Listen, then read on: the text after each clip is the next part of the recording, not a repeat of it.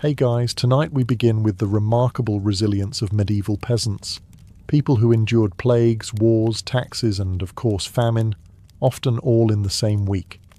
So, before you get comfortable, take a moment to like the video and subscribe, but only if you genuinely enjoy what I do here.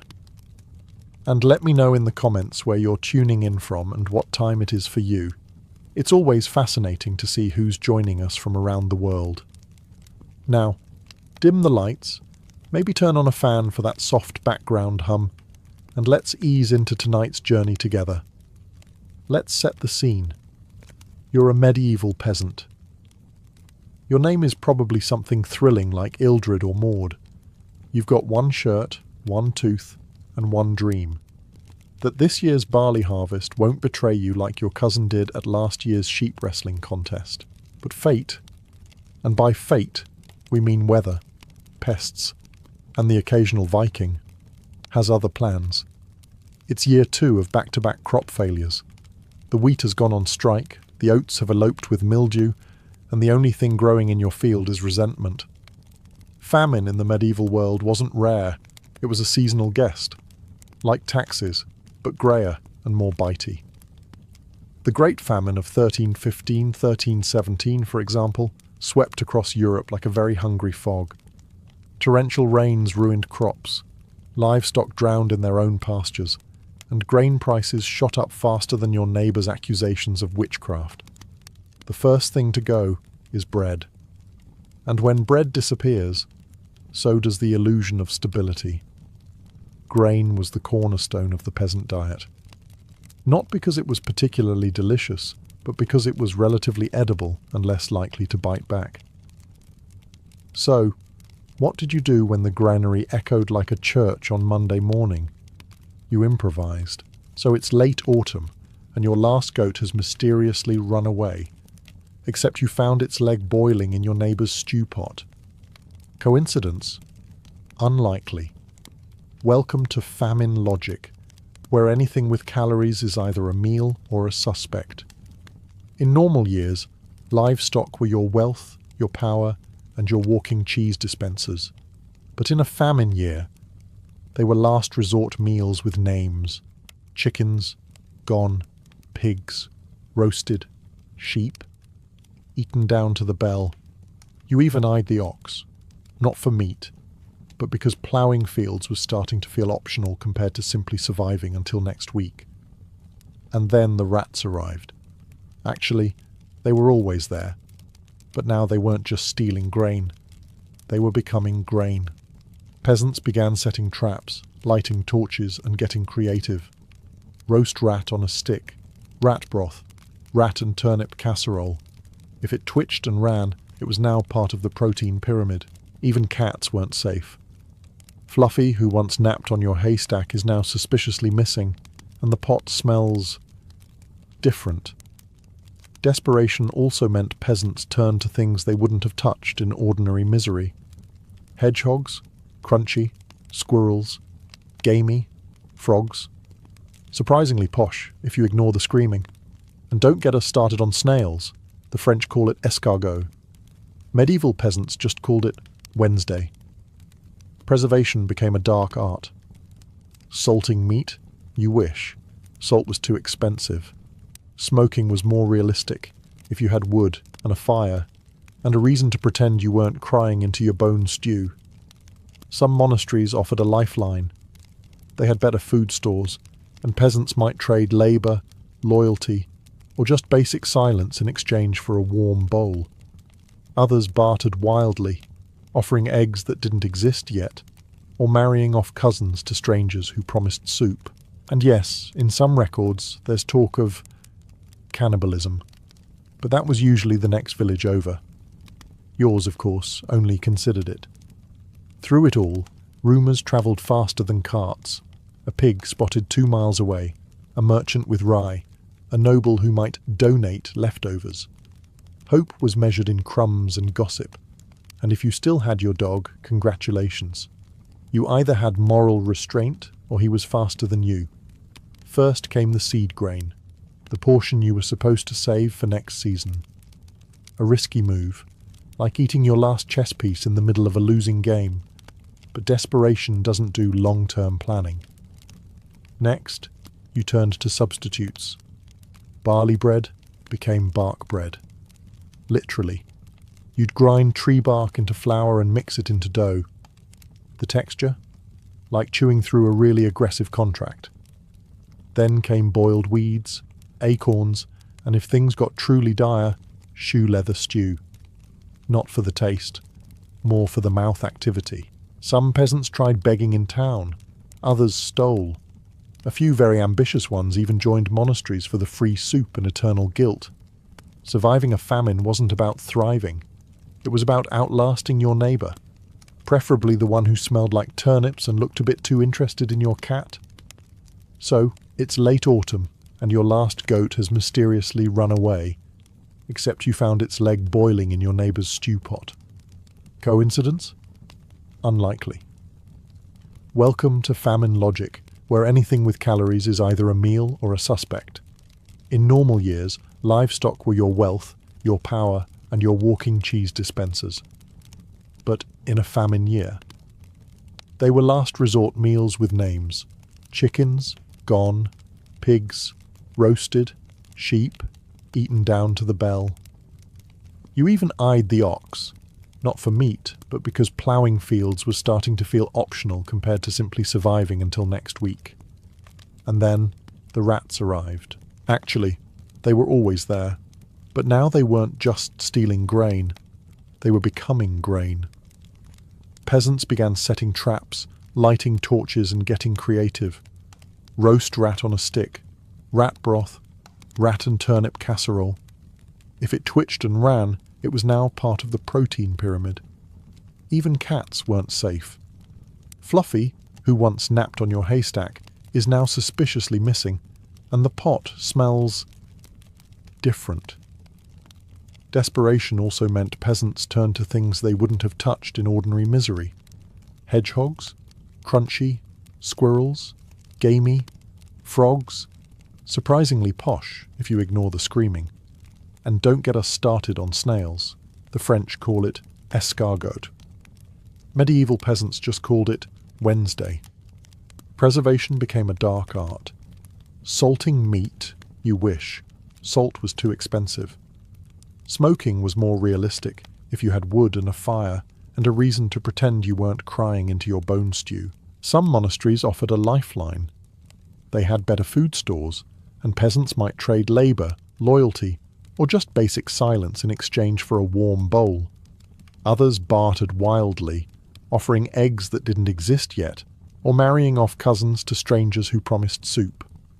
And yes, in some records, there's talk of cannibalism. But that was usually the next village over. Yours, of course, only considered it. Through it all, rumours travelled faster than carts. A pig spotted 2 miles away, a merchant with rye, a noble who might donate leftovers. Hope was measured in crumbs and gossip. And if you still had your dog, congratulations. You either had moral restraint, or he was faster than you. Let's talk about bread. The humble loaf. The peasant's best friend. And occasionally, its assassin. In a famine year, grain wasn't just scarce, it was dangerously weird. If you managed to find rye or wheat, chances were it had been sitting in a damp barn for months, maybe years. You didn't ask where it came from. You didn't ask why it was glowing slightly. You just thanked the heavens and tried to bake it before it walked away. Enter ergot, a fungus that loved damp rye. Medieval folks didn't know it by name, but they knew its effects.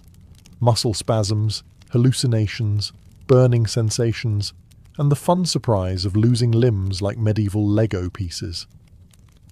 Ergot poisoning was known as St. Anthony's fire, because nothing says divine intervention like bread that sets your veins on fire. So yes, the one thing you were counting on not to betray you, betrayed you. Again, the baking process didn't help. Peasants often used communal ovens, and in a famine year, the ovens were like confession booths of despair. You brought your weird flour, your tragic hopes, and you waited for something vaguely edible to emerge. What came out was usually dense, blackened, and about as inviting as a brick with abandonment issues. But it was bread. Sort of. As long as it didn't twitch. Some desperate souls tried to stretch their dough with things that weren't food. Clay, chalk, ground bones, moss. The nutritional value was negligible, but it added that crunchy, medieval texture everyone hated and feared. Children were the first to get sick, then the elderly, then the strong. Because famine doesn't discriminate, it just queues you up. Ironically, those with the worst bread fared slightly better. If your loaf was mostly bark and sorrow, it probably wasn't laced with poison, just splinters. People began looking for signs. If a neighbour started twitching mid-sentence or claimed the Virgin Mary told him to lick a turnip, you knew it was time to dump the bread and rethink dinner. In villages with priests, the line between sin and spoiled grain got blurry. Was it divine punishment? Or just bad baking? Either way, the bread you ate could fill you, sicken you, or kill you. Sometimes all three in one sitting.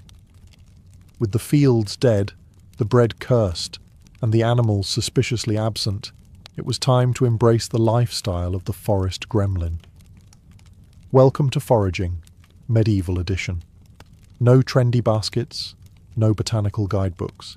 Just you, the woods, and a vague sense that this mushroom might be dinner. Or doom. Peasants knew their local landscape better than most modern GPS systems. Not out of hobby, but because they had to remember which plant made soup and which one made your mouth froth like an angry goose. Trial and error was the unofficial curriculum. Emphasis on error. Nettles were a popular option. Once boiled thoroughly and insulted into submission, they could be eaten without stinging you from the inside. Dandelion leaves? Bitter but edible. Wild garlic. A luxury. It masked the scent of existential dread. Some folks turned to roots, burdock, parsnips, and whatever they could pry from the dirt without alerting the local badgers. Mushrooms were trickier. One bite could either nourish you or send you on a vivid spiritual journey involving flaming goats and talking clouds, and there were no refunds. Berries? Sure, if you wanted to play the annual game of is it poison or just very tart? A wrong guess meant your stomach staged a rebellion and your soul took a walk. Tree bark was also back on the menu again. Elm bark could be ground into flour-like powder. Pine needles made a kind of tea if you were into forest cosplay. Some even chewed on reeds and grass, which, let's be honest, is just sadness in plant form. Children were often sent to forage, not because they were good at it, but because they were small and could fit between thorn bushes. Also, if they didn't return, you knew not to eat whatever they picked. Local wise women, aka unofficial botanists with suspiciously good teeth, were in high demand. Their knowledge of don't-die herbs often kept entire villages going. Of course, they were later accused of witchcraft, because people have never been good at gratitude. Foraging wasn't glamorous. It was scratching survival from the margins. Every meal felt like gambling with nature, and nature usually had better cards. If the forest didn't feed you and your bread tried to murder you, the next logical step was to turn to the greatest institution in medieval survival: community guilt and religious bargaining. Let's start with your neighbours. In normal times, you'd exchange gossip, maybe a chicken, maybe your cousin in marriage. In famine times, you traded anything, and I mean anything. A broken tool, a threadbare tunic, that weird goat-shaped rock you insist is lucky. If it bought you half a turnip, it was a win. The village turned into a bartering circus. I'll fix your roof if you give me soup. I'll watch your kids if you let me chew on that onion. Everything had value, except money. Money was for lords. Peasants dealt in onions, favours, and subtle threats. But when even the neighbours ran dry, the next option was divine intervention. Enter the church. Medieval churches were often the best-fed buildings in town. They had tithes, grain stores, wine cellars, and a suspiciously plump abbot. While you were gnawing bark, the monastery still had salted fish and wine, because God, apparently, liked fermented luxury. So, peasants did what peasants do best. They grovelled. You could pray, of course, but it helped if you also swept the floors, offered your last egg, or donated that one relic your uncle claimed was the real finger of St. Jerome. It wasn't. It was a chicken bone. But shh. In return, you might get a bowl of soup, or, if lucky, bread without hallucinations. The clergy knew famine made people pious, and nothing filled pews faster than empty stomachs. Wills were rewritten. People donated land to the church in exchange for blessings, and maybe lunch. Some folks joined monastic life outright, because starvation is slightly less awful when there's porridge and chanting. But not all clergy were generous. Some just told you to fast and trust in divine mercy, which is a nice way of saying, good luck with that, peasant. Still, churches became unofficial aid stations. A sermon, a wafer, and a reminder that starving now meant feasting later, in heaven, hopefully. When the fields failed, the forest ran dry, and the church soup became increasingly hypothetical, peasants were left with only one option: walk. Just pick up and leave. Pack your kids, your goat, and that one pot that hadn't cracked from sorrow, and go find food somewhere, anywhere. Medieval peasants weren't known for wanderlust. Most people were born, married, and died within walking distance of the same dung heap. But famine rewrote the rules. Suddenly, that suspicious rumour from the next valley, "I heard they still have oats in Dunwich," became a beacon of hope, or at least something better than chewing your belt again. So off they went. It wasn't glamorous. There were no caravans with upbeat music and matching cloaks, just gaunt families trudging down muddy paths, dodging wolves and local barons, and hoping to find a village that hadn't already eaten its cats. Some nobles tried to stop the wandering, not out of concern, but because empty fields meant no one was around to pay taxes or die in the next pointless skirmish. So vagrancy laws were introduced. Translation: you're not starving the correct way. Go home and do it properly. Others welcomed refugees, especially lords who had land but no labour. If you had strong arms and didn't look too plaguey, you might score a spot in someone else's fiefdom. The interview process was simple. Can you swing a scythe? Can you dig? Will you eat rats without complaining? Great, welcome to the team. But moving was risky. You didn't know the customs, the dialect, or whether the local priest thought your accent was demonic. Many ended up in towns, which were like modern cities, except louder, filthier, and more on fire. At least there, begging was a viable career. Some gave up entirely, and became outlaws, poachers, or roadside prophets, shouting about divine turnips and wheat miracles. Famine was a great equalizer. Everyone was equally desperate, equally filthy, and equally suspicious of that beef stew with no cows in sight. In the end, mobility was a last resort, a gamble. You either found a new life, or just a different place to starve slightly more stylishly. By month 6 of a famine, the term food begins to lose meaning. You've already eaten the bread, the porridge, the goat, arip bleety, and probably your pride. What's left is what historians politely call famine foods, and what medieval peasants probably called, simply, Tuesday. Let's start with tree bark. Again.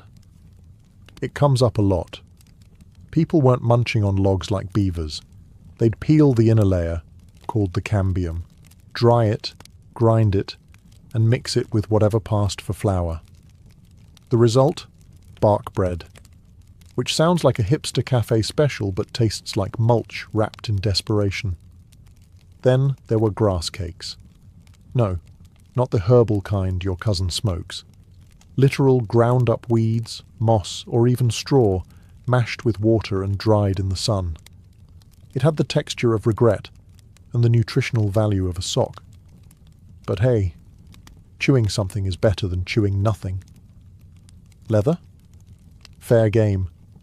Old boots, belts, harnesses. Boiled long enough, they became chewy, salty, and mostly non-lethal. Medieval stew recipes didn't always clarify animal product, so if it held a buckle at one point, into the pot it went. Cats, dogs, and rats. Let's just say famine wasn't a great time to be a household pet. Rats in particular became a delicacy. Easy to catch, easy to roast, and if you squinted hard enough, you could pretend it was chicken, or at least not rat. People also got creative with bones. You could boil them for hours to make broth. If you'd already boiled them last week, you boiled them again. Bone broth became bone tea, became bone sadness.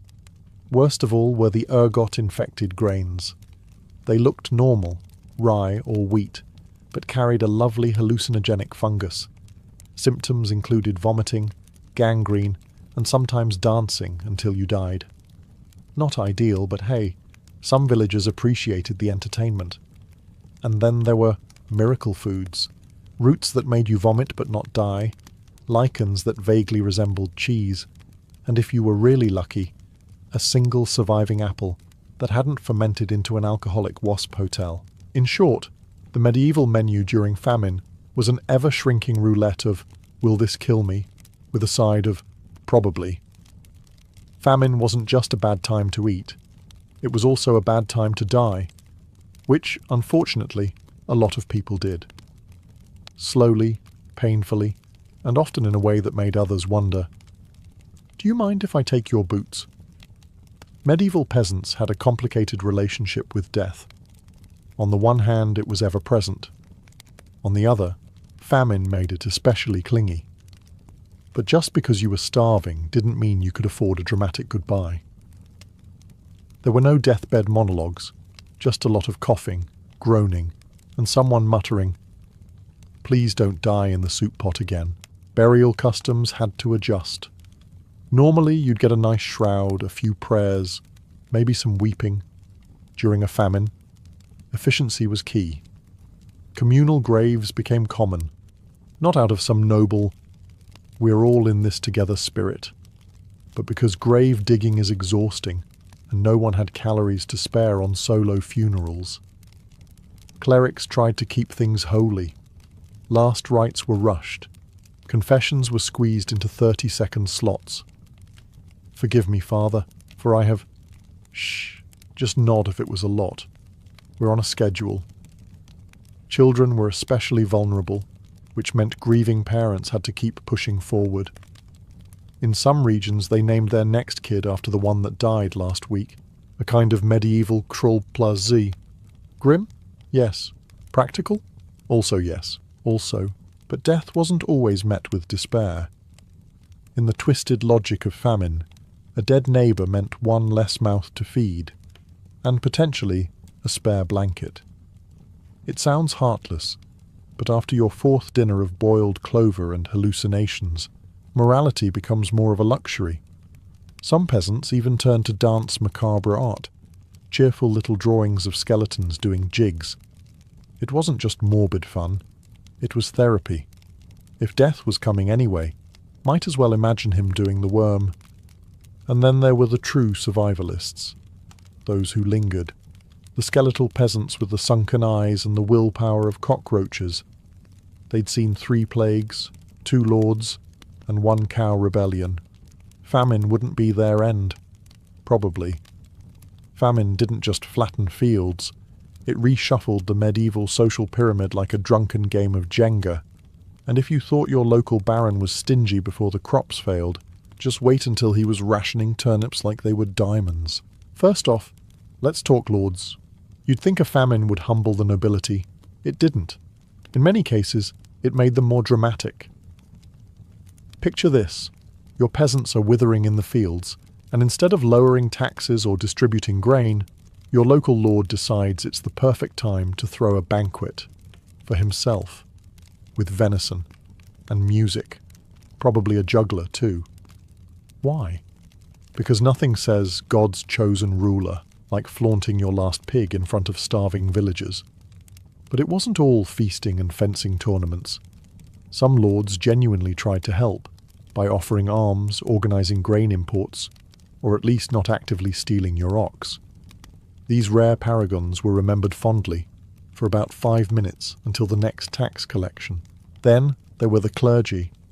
Monasteries occasionally opened their stores, feeding the poor with old cheese and good intentions, but many also used famine as a marketing opportunity. Starving? That's probably your sin talking. Donate land to the church, and we'll pray extra hard for rain. Peasants didn't have many options. They could beg, barter, or join a revolt.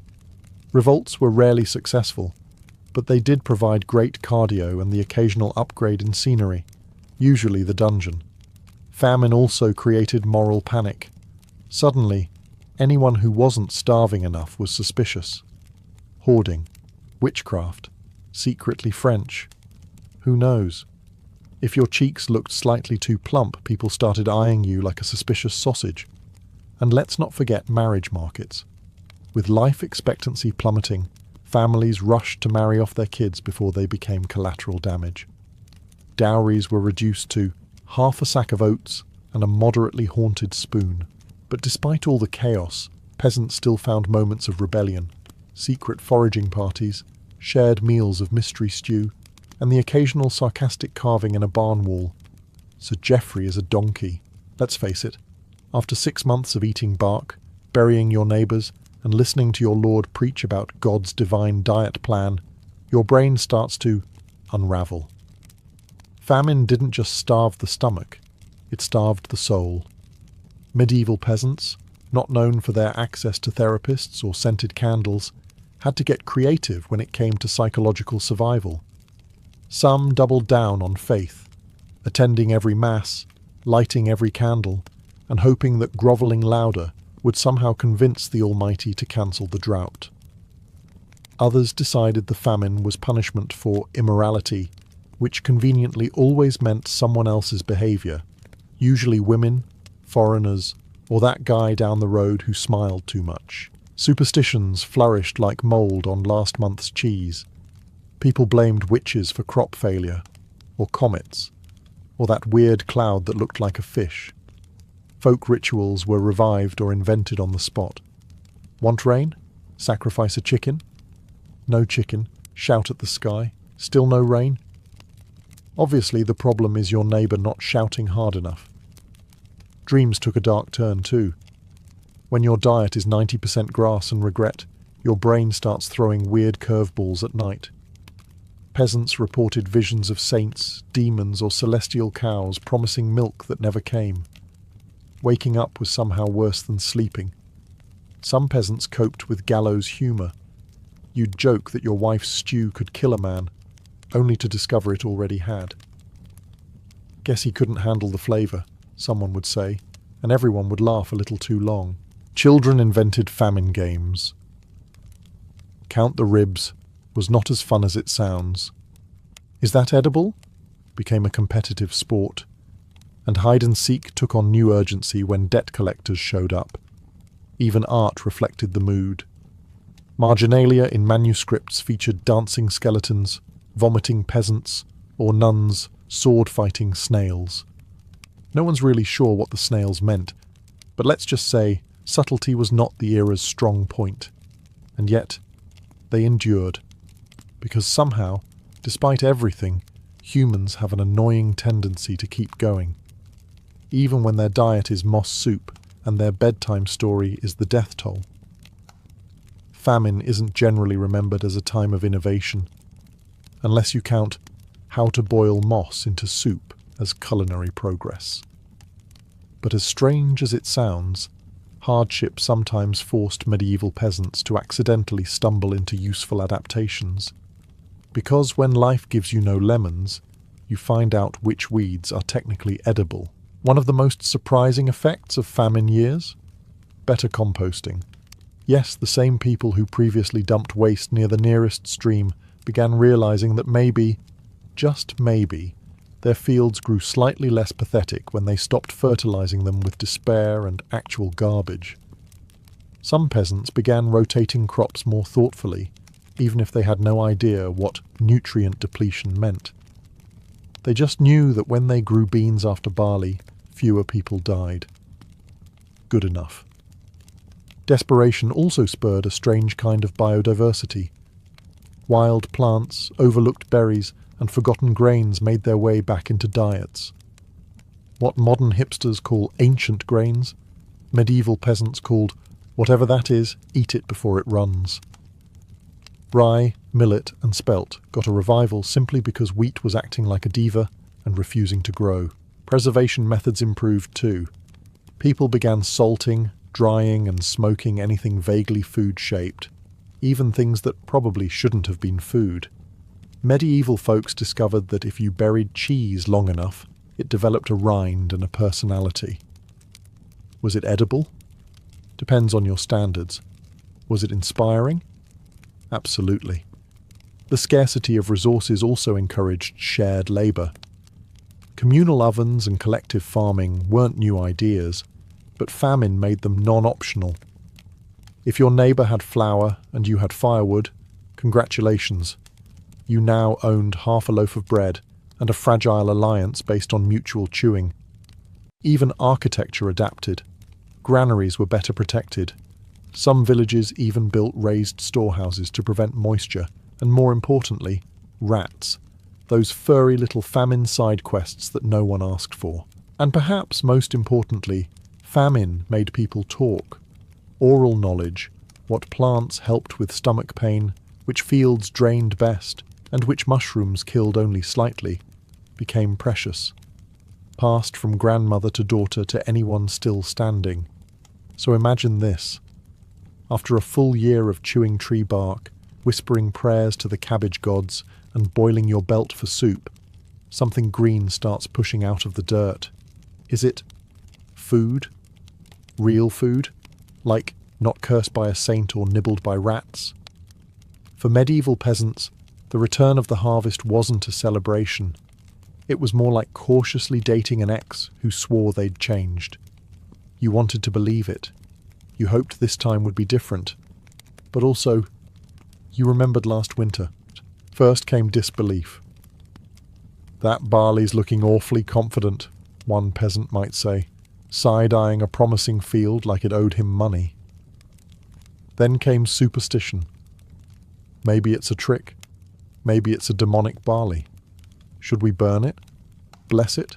Sacrifice Jeff? Still, hunger eventually overruled suspicion. Once the harvest looked stable, everyone got to work. And fast. There was no medieval version of a harvest festival with wine, music, and hay rides. It was more like a high-stakes race against time, weather, and your neighbour who claimed that field was his, actually. Grain was gathered with the reverence of holy relics. People wept at the sight of actual loaves. Families that had been surviving on lichen and sarcasm finally shared meals with more than one ingredient. Children born during the famine tasted their first real bread and probably cried, either from joy or because it still had weevils in it. Medieval quality control was not rigorous, but trust didn't return easily. Many peasants continued hoarding. Old heels of bread were hidden in walls. Clay pots of dried peas were buried behind barns. One man reportedly kept a single onion wrapped in cloth under his bed for emergencies. Was it weird? Yes. Was it relatable? Also yes. Villages made plans. Some smarter lords even instituted grain reserves. Others simply raised taxes again, because obviously if peasants weren't starving, they must be hoarding coin. That's just science. Still, the return of food didn't just feed bodies, it fed hope. Babies were born less frail. Jokes got funnier, and peasant fashion, once defined entirely by potato sack, began to experiment with colours again, usually brown, but a hopeful brown. Once the famine was over, crops restored, rats politely diminished, and diets upgraded from questionable puddle to actual porridge. Medieval peasants did what humans always do after surviving an existential crisis. They talked about it endlessly. Every village had its famine storytellers. Old men at the tavern would slam their cups and begin, "Back in the bad year, I lived off boiled bark and my will to gossip." Someone else would counter, "That's nothing. My uncle sucked soup through a straw made of pig bone." By the time these tales reached the next generation, entire families had reportedly lived in trees, eaten their hats, or fought off wolves using only dry bread and poor manners. Grannies were the Olympic champions of famine exaggeration. "You kids have no idea," they'd say, stirring stew with the same spoon they'd once allegedly used to dig up roots during the winter of sorrow. "In my day, we didn't have stew. We had boiled hope, no seasoning. Even children got involved.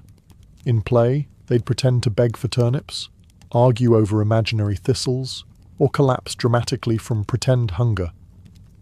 One could say it built character. Or trauma. Bit of both. But beneath the theatrical flair, there was real purpose. Famine stories were cautionary tales. They preserved hard-earned survival knowledge, which weeds weren't fatal, which mushrooms absolutely were, and which lords were more likely to steal your seed grain for the glory of the realm. These tales also strengthened community bonds. If you had suffered together, you laughed louder together, even if the jokes were mostly about flatulence, mouldy bread, and Uncle Jeff's infamous thistle pie. It looked like a crime and tasted like punishment. Songs emerged too, dirges with catchy choruses about empty granaries, greedy landlords, and dreams of butter. Medieval peasants may have lacked recording equipment, but oral tradition ensured that no one forgot just how awful the famine had been, or how funny it was, in retrospect, that Brother Thomas once tried to milk a goose. By the time the next famine rolled around, and it always did, people remembered, and they were just a little bit better prepared, or at least better at laughing through the misery. For every peasant who survived a famine by boiling questionable soup or eating moss like it was a lifestyle choice, there were plenty who didn't. Famine didn't just empty plates, it emptied villages, and what followed was a grim dance between necessity, superstition, and the ever-popular medieval theme of "this is the worst day of my life." When people began dying, quietly at first, then in waves, the living faced a new problem: where to put all the bodies. Burial grounds filled up quickly. Some parishes ran out of consecrated land and had to improvise. Enter the infamous spoon story. No, not a metaphor. In some regions, grave diggers, too weak for proper tools, reportedly used wooden spoons to scrape shallow pits. Rest in peace became more like rest as best we can. Funeral customs adapted. Elaborate rites were replaced by hasty prayers, and, if you were lucky, someone remembering your name. The village priest did his best, but after officiating his 17th funeral that week, even he started phoning it in. Well, not literally. This was medieval Europe. The only thing that rang was the death bell. Clothing, already minimal, became even more symbolic. Families tied black ribbons or wore ashes, not out of fashion, but because it was all they had left. Public mourning was brief, not because people were heartless, but because grief had to share space with hunger and planting barley.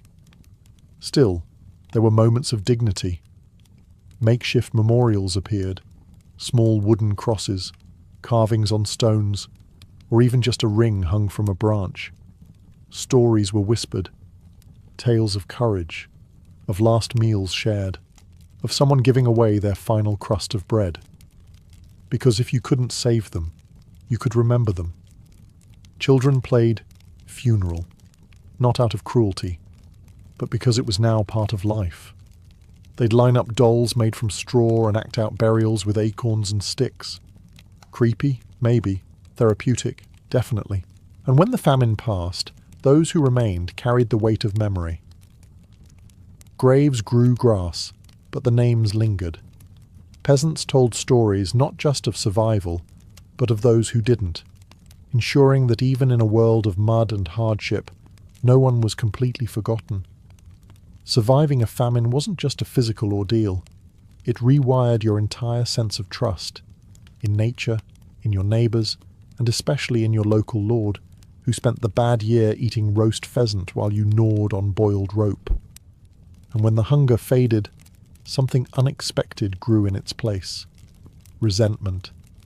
Peasants, once humble and docile, mostly because their legs were too weak for rebellion, began to notice patterns, like how their overlords somehow always had food, or how the grain stores were empty for the poor, but miraculously full when the taxman showed up. And thus, the whispering began. They starved us on purpose. My cousin saw the abbot with cheese. I heard the Lord's dog eats better than we do. That last one was probably true. In some regions, famine led to uprisings. Peasants didn't have swords, but they did have pitchforks, hoes, and the kind of rage only achievable after 3 consecutive dinners of dried nettles. Riots flared in market squares. Granaries were raided. Occasionally, a noble found himself locked in his own wine cellar by people who no longer thought divine right included stealing barley. Of course, most rebellions were swiftly and violently crushed. That's the thing about revolts. You can't outrun knights on a donkey. But the fear stuck. Lords began investing in sturdier locks, higher towers, and even guards for their grain stores. You know things are tense when you need armed protection for a sack of oats. Some monarchs, the ones with more brains than bloodlust, took a different route. They introduced grain regulation, emergency granaries, market controls, not because they cared, necessarily, but because starving peasants are quiet. Angry, fed peasants are organised. Famine survival even reshaped law. A peasant caught stealing a loaf during the famine might once have lost a hand. Afterward, they might be forgiven. After all, everyone remembered that year when justice starved right alongside mercy. So, how did medieval peasants survive a famine year? Through desperation, ingenuity, blind luck, and when needed, the courage to challenge a system built on their hunger. And if you listen closely, you can still hear echoes of those stories, whispered over campfires, etched into church walls, or buried beneath centuries of dirt and dignity. On a cold December night in 1542, inside the stone walls of Linlithgow Palace, a baby girl entered the world already carrying the crushing weight of a crown. Mary Stuart, later known as Mary, Queen of Scots, was not born into the ordinary rhythms of infancy. She was born into crisis. Just 6 days before, her father, King James V of Scotland, had fallen gravely ill after a military defeat at Solway Moss. His last words were said to have been laced with despair.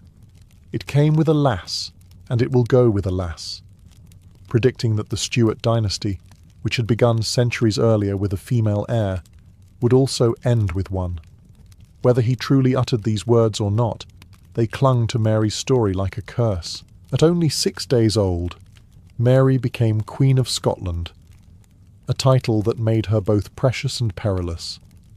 She was a child too young to know the meaning of power, yet she instantly became the centrepiece of a dangerous political game. The Scottish nobility, fierce and divided, jockeyed for influence, while England's King Henry VIII saw opportunity. He proposed the rough wooing, a brutal campaign meant to force a marriage alliance between infant Mary and his young son, Prince Edward. Scotland resisted, and in resisting, Mary's destiny was sealed as one intertwined with bloodshed and betrayal. Unlike most monarchs, she never experienced a childhood free of politics. Her cradle was guarded not by gentle lullabies, but by anxious whispers of treaties, alliances, and looming threats. Regents ruled in her name, but their loyalty was often as thin as parchment. Every decision, from where she would sleep to whom she might someday marry, carried international weight. Even in her infancy, Mary represented both hope and danger. To the Scots, she was a sovereign to rally around, a symbol of independence. To the English, she was a potential bride, or a rival claimant to the English throne itself, thanks to her Tudor blood. To the French, she was a pawn to be protected and nurtured for future alliances. Thus, before she could walk or speak, Mary Stuart was already a queen, a bride-in-waiting, and a threat. Her life had begun not as a simple story of birth and growth, but as the opening act of a political drama that would span decades and end in tragedy. Mary's guardians knew from the start that Scotland was too dangerous a place for a child queen. English armies under Henry VIII threatened to seize her, pressing for marriage to his son Edward. Scotland, instead of surrendering its infant monarch, turned to its old ally across the Channel, France. At the age of 5, Mary was sent away, bundled onto a ship bound for the glittering courts of Europe. The voyage was perilous, but she arrived safely in France in 1548, a little girl carrying the weight of 2 kingdoms. In France, Mary found a world far removed from the raw feuds of the Scottish clans. The French court dazzled with silks, jewels, and elaborate ceremony. She was placed under the guardianship of King Henry II and his queen, Catherine de' Medici, and quickly became both cherished guest and valuable political asset. Her presence symbolized the enduring old alliance between France and Scotland, a union cemented further by her betrothal to the Dauphin, Francis, the king's delicate but beloved son. Unlike the isolation she might have faced in Scotland, Mary thrived in the French court. She was given an elite education alongside French princesses and noble children, including Catherine de' Medici's own daughters. Tutors schooled her in languages, music, poetry, and courtly manners. She learned to read and write in French and Latin, and her natural intelligence shone. Graceful, tall for her age, with auburn hair and striking features, Mary soon became the jewel of the Valois court. Yet, even in this seemingly charmed childhood, her destiny was never her own. Every lesson in etiquette, every alliance sealed by a dance or a shared smile, reinforced her future role as queen, not just of Scotland, but potentially of France. To the French, she was their future queen consort. To the Scots, she remained a distant sovereign. And to Elizabeth Tudor, the daughter of Henry VIII, and now heir to the English throne, Mary was a looming problem, a rival with a claim that many Catholics considered stronger than her own. Still, for a brief time, Mary lived in a kind of golden cocoon. She laughed with her companions, composed poetry, and played music, unaware of how fleeting peace would be. The French court raised her not as a Scottish outsider, but as one of their own, a queen in waiting, destined to step onto the great stage of Europe. By the time Mary reached her teenage years, the girl who had been sent abroad for safety had blossomed into one of Europe's most admired princesses. Intelligent, eloquent, and unusually tall for a woman of her time, she stood out in the French court, not just for her striking appearance, but for her poise. Courtiers remarked that she seemed destined for greatness. And destiny, at least for a brief moment, seemed to smile on her. At just 15 years old, Mary married Francis, the Dauphin of France, in April 1558. The union was celebrated with all the grandeur France could muster. Tapestries unfurled, bells rang, and feasts stretched for days. To the French, Mary was now more than an honoured guest. She was their future queen consort. To the Scots, the marriage meant powerful French backing against English aggression. And to England's Queen Elizabeth, who had ascended the throne just months before, it was a dangerous political development. Mary's claim to the English crown, through her grandmother, Margaret Tudor, sister of Henry VIII, was already strong. As the wife of the French heir, She now had the might of Catholic Europe behind her. The marriage itself, however, was not the romantic fairy tale the pageantry suggested. Francis was frail, sickly, and timid, a sharp contrast to Mary's vibrancy. While she dazzled with wit and confidence, he often seemed overwhelmed by his role. Still, Mary remained dutiful, patient, and loyal to him. She played her part as a devoted wife, supporting his fragile health and bolstering his image when he faltered. In 1559, fortune elevated her further. King Henry II of France died unexpectedly after a jousting accident, and Francis, barely 15, ascended the throne. Mary, now only 16, became Queen Consort of France. For a brief and glittering moment, she held a crown in each hand, Queen of Scotland by birth and Queen of France by marriage. Europe watched in awe and in fear, but the triumph was short-lived. Francis's health, always precarious, began to deteriorate rapidly. Within a year, he was dead at just 16, leaving Mary a widow before she had even turned 18. The glittering dream of ruling France collapsed overnight, and Mary was forced to face an uncertain future. Widowed before her 18th birthday, Mary found herself a queen without a kingdom she could directly control. In France, her position collapsed instantly after Francis's death in 1560. Catherine de' Medici, her formidable mother-in-law, had no interest in keeping the young widow at the heart of French politics. The court that had once adored Mary now turned cold, seeing her as a reminder of lost ambitions. With little choice, Mary prepared to return to Scotland, a land she had left as a child and now barely knew. Her return in 1561 was met with mixed emotions. The Scots welcomed their queen with curiosity, but they also viewed her as a foreigner, a woman who had grown up in luxury among the French nobility and who followed Catholic traditions in a kingdom that had recently embraced Protestant reform. Her arrival in Edinburgh was dramatic. The streets bustled with onlookers, musicians played, and bonfires lit the night. Yet beneath the spectacle lay unease. Mary was just 19, young and beautiful, but she faced a realm divided by religion and noble rivalries. John Knox, the fiery Protestant preacher, thundered against her Catholic faith, declaring that a woman, and a papist at that, had no rightful place on the throne.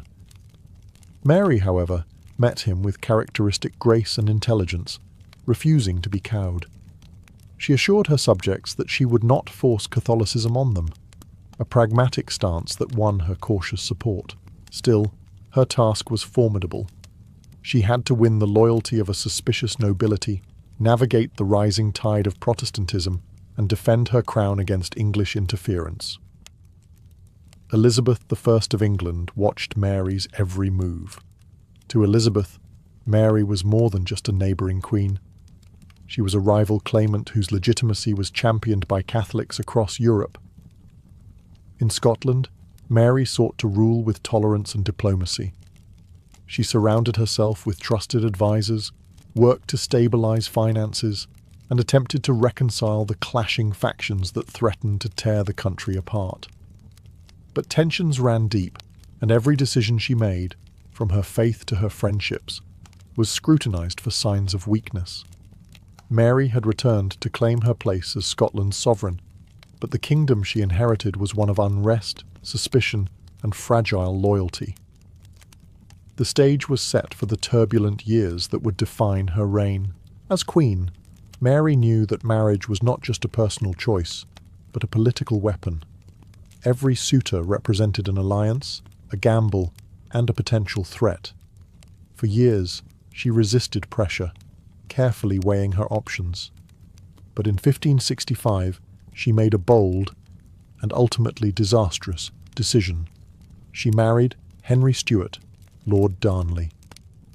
Darnley was tall, handsome, and like Mary, descended from the Tudor line, which strengthened her claim to the English throne. On paper, the match seemed ideal. Their union joined two powerful branches of the Stuart family, producing heirs who could unite both Scotland and England under Catholic legitimacy. Mary was smitten at first, captivated by his charm and youthful vigour. The people, however, were less convinced. Nobles worried about Darnley's arrogance, while Elizabeth I seethed at the threat of their combined claim. At first, the marriage brought Mary joy and a sense of renewed purpose. But the mask soon slipped. Darnley revealed himself to be vain, immature, and deeply ambitious. He expected to be named king outright, not merely consort, and resented Mary's authority. His drunken outbursts and reckless behaviour alienated the nobles, who began to despise him. Even Mary, who had once defended him passionately, grew disillusioned. The breaking point came with the infamous murder of David Rizzio, Mary's private secretary and close confidant. Darnley, consumed by jealousy and egged on by rebellious lords, believed Rizzio had grown too close to his wife. In March 1566, during a supper at Holyrood Palace, armed conspirators burst into the Queen's chamber. In front of the pregnant Mary, they dragged Rizzio away and stabbed him more than 50 times. The Queen, terrified and humiliated, was powerless to intervene. Though Darnley had betrayed her trust, Mary kept her composure. She gave birth to a son, James, in June 1566, a child destined to inherit both the Scottish and English thrones. But her marriage to Darnley was broken beyond repair. His reputation sank further, and even his allies abandoned him. When Darnley was found dead under suspicious circumstances in 1567, strangled after a mysterious explosion at Kirkhoe Field, suspicion fell directly on Mary. Whether she played a role remains debated, but the stain of scandal would haunt her forever. What had begun as a marriage of promise ended in blood, betrayal, and a dangerous shadow over her reign. The death of Lord Darnley left Scotland reeling. Though many despised him, the violent and suspicious circumstances of his murder demanded justice. Instead of clarity, the investigation only deepened the scandal. Whispers quickly spread that James Hepburn, Earl of Bothwell, one of Mary's closest allies, was involved. And when Mary herself was soon linked to Bothwell, gossip curdled into open accusation. Bothwell was everything Darnley was not: bold, ruthless, and commanding. He had long been a powerful figure in Scottish politics, and unlike the indecisive nobles who wavered in loyalty, he seemed unwavering in his support for Mary. To some, he was the strong protector she needed. To others, he was a dangerous opportunist. In April 1567, Bothwell was put on trial for Darnley's murder. But the proceedings were a farce. The trial was rushed, witnesses were intimidated, and Bothwell was acquitted. Within weeks, he shocked the kingdom by marrying Mary. Whether she went willingly or was coerced remains one of history's greatest mysteries. Some accounts suggest Bothwell abducted her and forced the union. Others argue Mary, isolated and desperate for strength, chose him out of her own resolve. Either way, the marriage was catastrophic for her reputation. The nobles, already wary of Mary after Darnley's death, rose in rebellion. To them, her marriage to the man widely suspected of orchestrating Darnley's murder was proof of complicity. The scandal gave her enemies all they needed. Within months, civil war erupted. At Carberry Hill, Mary's forces faced the lords who demanded her abdication. Deserted by many of her supporters, she surrendered, while Bothwell fled into exile. Mary's fall from grace was swift and brutal. The once beloved young queen who had charmed France and Scotland was now branded a scandalous widow turned reckless bride. In the eyes of her enemies, she had traded dignity for desire, crown for disgrace. Her marriage to Bothwell, whether born of love, fear, or strategy, became the turning point of her reign, the choice that tipped Scotland into chaos and set her on a path from which there was no return. She was imprisoned at Loch Leven Castle, her crown stripped from her head. Her infant son, James, was declared King of Scotland, and Mary was left to contemplate the ruins of her life. Mary's imprisonment at Loch Leven Castle seemed to seal her fate. She was forced to abdicate in 1567, handing the crown to her infant son James, while her half-brother, the Earl of Moray, ruled as regent. Stripped of power and betrayed by many nobles who had once sworn loyalty, Mary appeared finished. Yet she was never one to surrender quietly. In May 1568, with the help of loyal supporters, she disguised herself and fled the castle in a daring escape. The Queen was free again, ready to rally her followers. For a brief moment, fortune tilted in her favour. Supporters gathered around her, and she raised an army to reclaim her throne. But at the Battle of Langside, her forces were decisively defeated. Exhausted and desperate, Mary made a fateful decision. Instead of fleeing to France, where she had once reigned as Queen Consort, she crossed the border into England, seeking refuge with her cousin Elizabeth I. It was a choice that would doom her. Elizabeth faced an impossible dilemma. On the one hand, Mary was her blood relative, a fellow queen, and a woman who had endured misfortune. On the other hand, Mary was also a Catholic with a strong hereditary claim to the English throne, one that many in Europe considered more legitimate than Elizabeth's. To shelter Mary was to invite rebellion. To reject her was to betray royal kinship. In the end, Elizabeth chose caution. Mary was taken into protective custody, though it quickly became clear that protection was little more than house arrest. She would never be free again. Shuffled from one grand manor to another, she lived under constant watch, her movements restricted, her letters monitored. At first, Mary clung to hope. She wrote to European rulers, appealed to Catholic allies, and plotted ways to regain her throne. She imagined Elizabeth would eventually meet her face to face, queen to queen, and grant her justice. But that meeting never came. Instead, Mary became a prisoner of politics, a living threat whom Elizabeth dared not release. Thus began Mary's 19 years of captivity in England. She was no longer the radiant young queen who had once held 2 crowns, but a captive figure at the centre of Europe's religious and dynastic struggles, admired by some, hated by others, and feared most of all by Elizabeth herself. Mary's captivity in England was unlike a dungeon sentence. She was held in great houses and castles, Sheffield, Tutbury, Chartley, places of comfort compared to a prison cell, yet gilded cages all the same.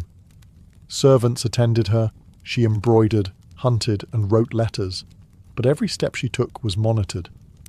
She had lost her freedom, not her dignity, and certainly not her ambition.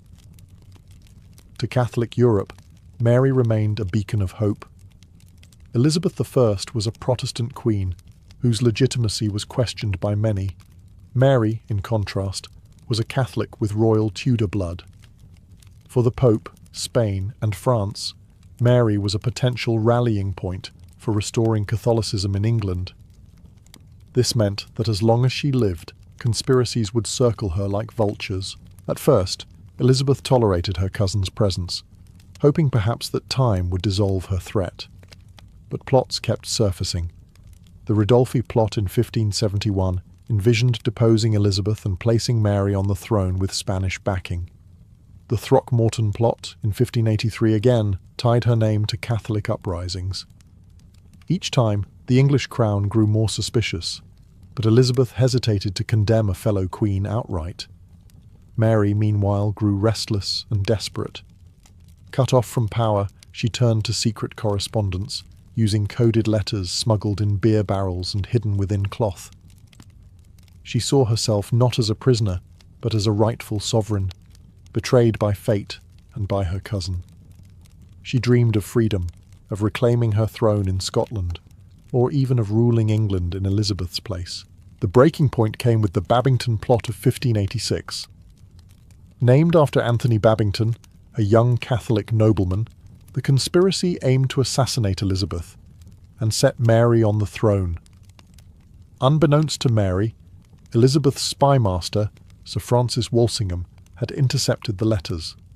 Her secret replies, written in cipher but now exposed, seemed to show her approval of the plan.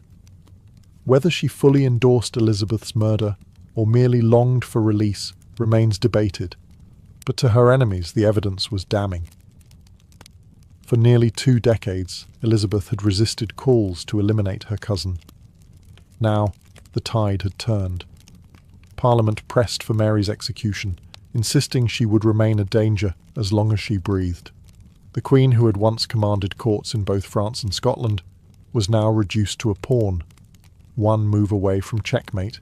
In the autumn of 1586, Mary, Queen of Scots, was placed on trial at Fotheringhay Castle. After 19 long years of confinement, the daughter of Scotland now faced her final reckoning. She was charged with treason for her part in the Babington plot, accused of conspiring to assassinate Elizabeth and seize the English throne. The trial was more spectacle than justice.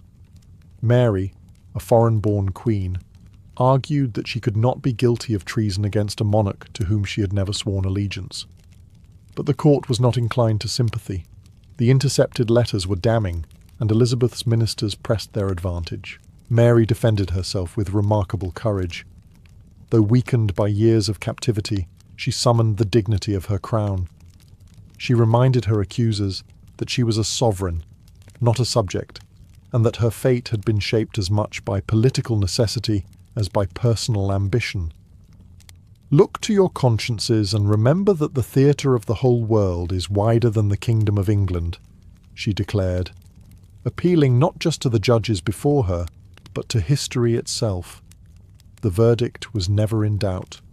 Mary was found guilty and sentenced to death. Elizabeth hesitated, torn between kinship and necessity. To execute a queen set a dangerous precedent. What if her own subjects took it as permission to rise against her? Yet keeping Mary alive meant endless plots, endless danger. At last, with great reluctance, Elizabeth signed the death warrant. On February 8, 1587, Mary was led to the execution chamber at Fotheringhay. Dressed in black, she appeared every inch the Queen, composed and serene. Beneath her gown, she wore crimson, the colour of martyrdom. Kneeling before the block, she prayed for her son, James, and forgave her executioners. The first axe stroke was clumsy, the second more decisive, and with the third, the life of Mary, Queen of Scots, was ended. She was 44 years old. Her death sent shockwaves through Europe. To Catholics, she was a martyr. To Protestants, a cautionary tale. Her son, James VI of Scotland, would one day inherit Elizabeth's throne as James I of England, uniting the crowns she had so desperately sought to join. Mary's life was a tapestry woven with love, betrayal, and ambition. Crowned as an infant, imprisoned for half her years, and executed as a traitor, she left behind a legacy as one of history's most tragic and captivating queens. In the Middle Ages, the Scottish diet was defined less by choice than by necessity, and no food symbolised that reality better than the oat. Hardy, dependable, and unpretentious, oats were the grain that thrived where wheat and barley often failed. The Scottish climate, with its cold winds, short summers and frequent rains, did not lend itself to golden fields of wheat like those in England or France. Instead, it was the modest oat that grew strong in poor soils, stubbornly surviving where other crops withered. This resilience made it the cornerstone of Scottish sustenance. Every household, from peasant crofters to minor lairds, relied on oats as their daily bread, quite literally. Oats were ground into meal on simple quernstones, passed from mother to daughter as a staple of the home. Once ground, the meal could be stored for months, making it as valuable in the depths of winter as in the height of summer. Families stirred it into thick porridge, pressed it into oatcakes, or boiled it into broths that stretched meagre supplies of meat and vegetables. Without oats, most Scots would not have survived the leanest years. The oats role was not glamorous, but it was vital. In a society where hunting rights were often restricted and imported, luxuries were scarce, oats were democratic, the food of everyone, from shepherds on the hillsides to monks in monasteries. They were the grain of endurance, eaten plain during hard times and flavoured with honey, butter or herbs when fortune allowed. Oats provided not only calories, but also a sense of stability in a world that was often uncertain. Travellers crossing the highlands carried sacks of oatcakes, hard and dry but filling, tucked into packs for long marches. Soldiers too depended on them, knowing that in the field a bannock made from oatmeal and water could keep them alive when supplies ran low. The grain became tied to identity itself, marking Scots as practical, hardy people shaped by their land and its limitations. To the medieval Scot, oats weren't just a crop. They were the foundation of survival, a daily reminder that strength lay not in luxury, but in endurance. Without oats, there would have been no bread, no porridge, and no broth. In every sense, this humble grain was the backbone of life. If porridge was the daily fuel of medieval Scotland, bannocks were its soul. These flat, round oat cakes were as common as the hearth itself, cooked on griddles known as girdles, or even directly on heated stones beside the fire. The ingredients were simple: oatmeal, water, and sometimes a pinch of salt. Yet from this humble mixture came one of the most versatile and beloved foods of the Middle Ages. The beauty of the bannock was its adaptability. A poor crofter's bannock might be nothing more than oats and water, quickly baked to provide sustenance after a long day in the fields. By contrast, a wealthier household could enrich theirs with butter, milk, or eggs, transforming it into something softer, richer, and more filling. Herbs, onions, or even dried fruits were sometimes added when available, making the bannock not just a meal, but a small luxury. Cooking was straightforward, but deeply tied to tradition. Women of the household, who oversaw most of the daily preparation, would spread the dough thin and place it onto a hot girdle suspended over the open hearth. The smell of toasted oats filled the home, mingling with wood smoke, becoming a sensory anchor of family life. Bannocks were eaten fresh when possible, but they also kept well, especially when dried, making them practical provisions for journeys. Travellers and soldiers alike tucked them into packs, knowing these sturdy oatcakes could survive damp weather and hard conditions. Bannocks also carried ceremonial weight. They were not just food, but markers of time and tradition. Special bannocks were baked for festivals and seasonal rituals. Beltane bannocks at the start of summer, Lammas bannocks for the harvest, and Yule bannocks during winter festivities. In these moments, a simple oat cake became something more, a symbol of community, continuity, and survival through the seasons. What made the bannock remarkable was not extravagance, but reliability.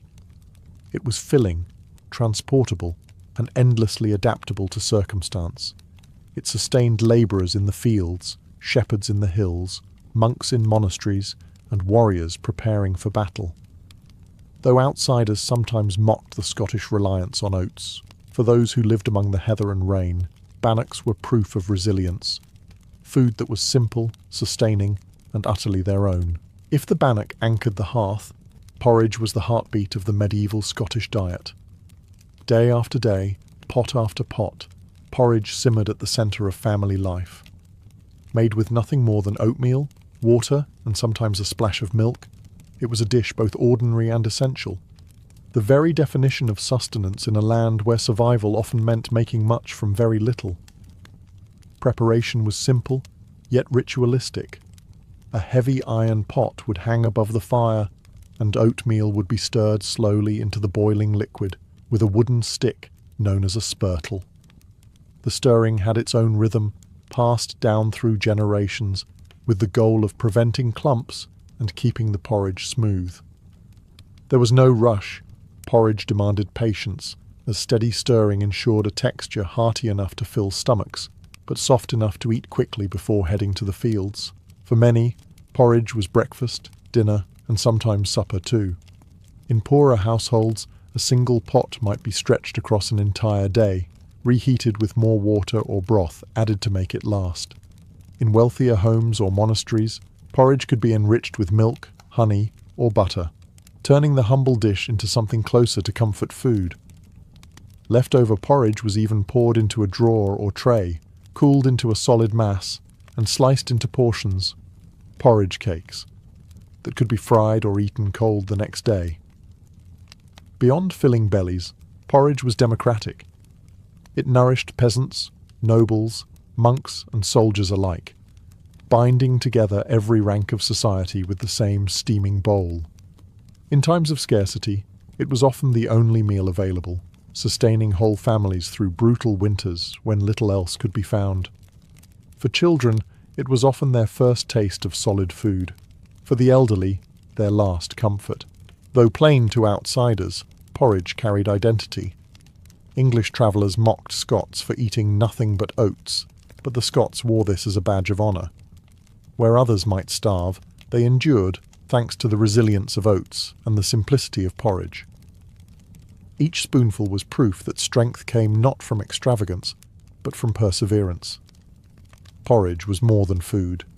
It was survival, community, and culture simmered together in a single pot. Every morning in medieval Scotland, as the spurtle stirred, life itself was renewed. If porridge was the daily rhythm, broth was the melody that gave variety to the Scottish table. In the Middle Ages, broth wasn't simply a dish. It was a way of stretching whatever ingredients a household had on hand, transforming scraps and humble vegetables into something filling, warm, and sustaining. At its heart was oatmeal once again, used not as the star, but as the quiet thickener that turned a thin soup into a meal. The base of most broths was kale, leeks, onions, or whatever greens could be grown in small plots or foraged nearby. Into this went salted meats when available. A strip of bacon, a piece of ham bone, or salted herring cut into chunks. Venison sometimes made its way into the pot too, but that was more common in households with access to hunting rights. For peasants, meat was rare and precious, often appearing only on feast days or through barter. For them, the broth was mainly vegetables, oats, and herbs like parsley or thyme, with the occasional surprise of marrow or fat for flavour. Cooking broth was a communal act. A large cauldron would hang over the fire, and into it went whatever could be spared. Families ate from the same pot, dipping ladles or chunks of bannock directly into the steaming liquid. Broth was not only filling but also practical. It could simmer for hours, even days, with fresh ingredients added whenever possible. This constant, perpetual stew was especially valuable during harsh winters, when food supplies had to be stretched to their absolute limits. Broth also carried medicinal weight in the minds of medieval Scots. Hot, hearty liquid was thought to strengthen the weak, revive the sick, and warm the weary after long hours in the fields. Monks prescribed it to patients in infirmaries, while mothers relied on it to nourish children during illness. In a society where medicine was rudimentary and winters were cruel, a pot of broth was both comfort and cure. Though modest, broth was adaptable to fortune. For nobles, it might be flavoured with game, spiced with imported pepper, or enriched with butter. For peasants, it was often just kale, oats, and salted water. Yet in both forms, it reflected the same truth.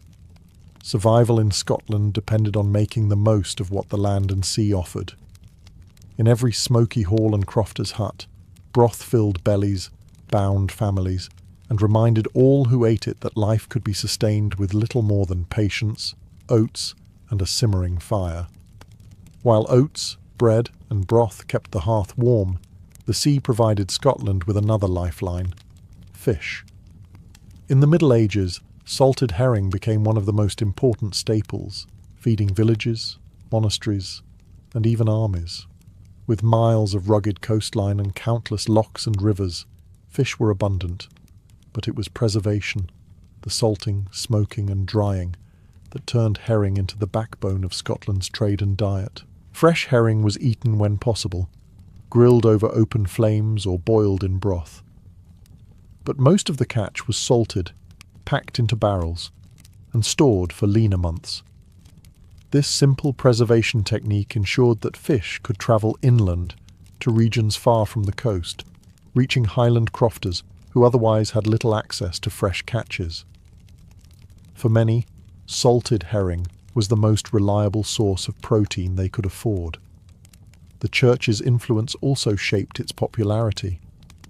With strict fasting rules that forbade meat on Fridays, during Lent, and on other holy days, fish became the obvious substitute.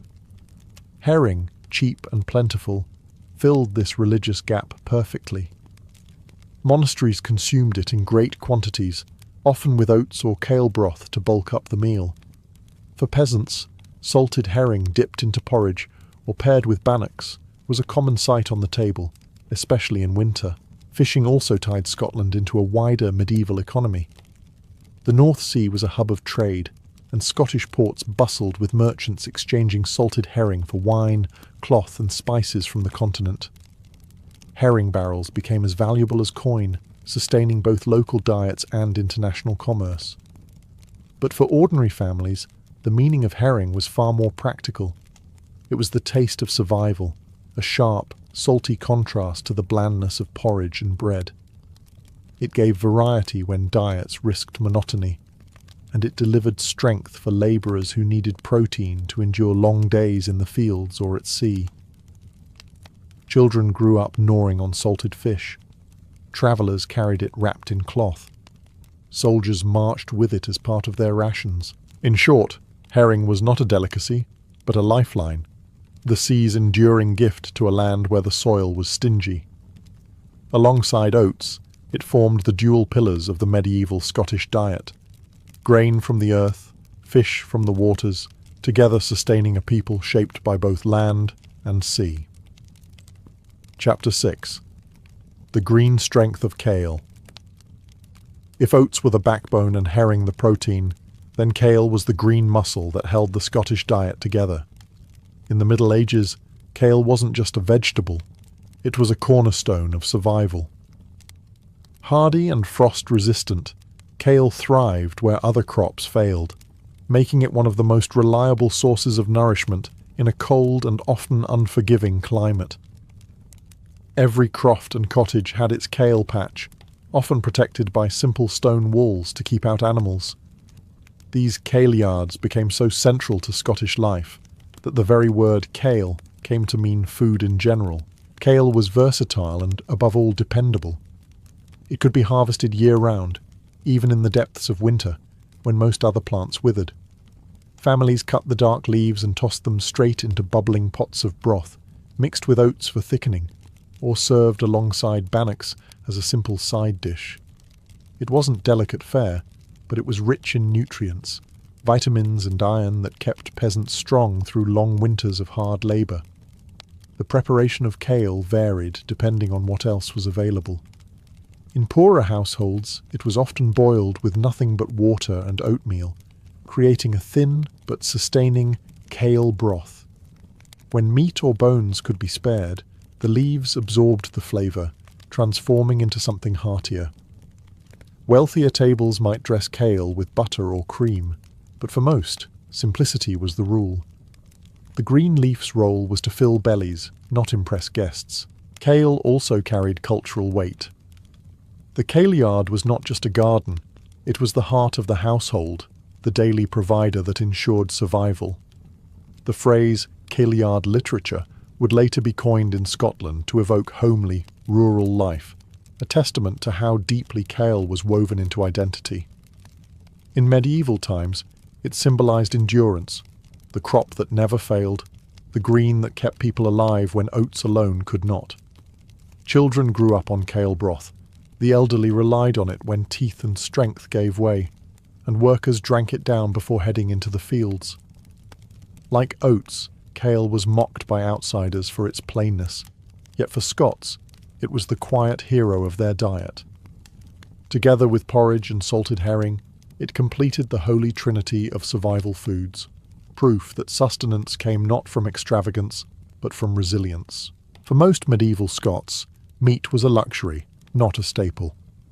Daily sustenance came from oats, kale, and broth, while salted herring or the occasional egg supplied protein. But when meat did appear on the table, it carried both prestige and celebration. Among all meats, venison stood apart. It was the food of lords, hunters, and festivals, rare, coveted, and symbolic of power. Venison was not freely available to everyone. In Scotland, as in much of medieval Europe, hunting rights were tightly controlled. Forests and deer parks belonged to nobles, and common folk risked severe punishment if caught poaching. This meant that for peasants, the chance to taste venison was exceptional, perhaps during a feast provided by a laird, or when scraps trickled down from noble kitchens.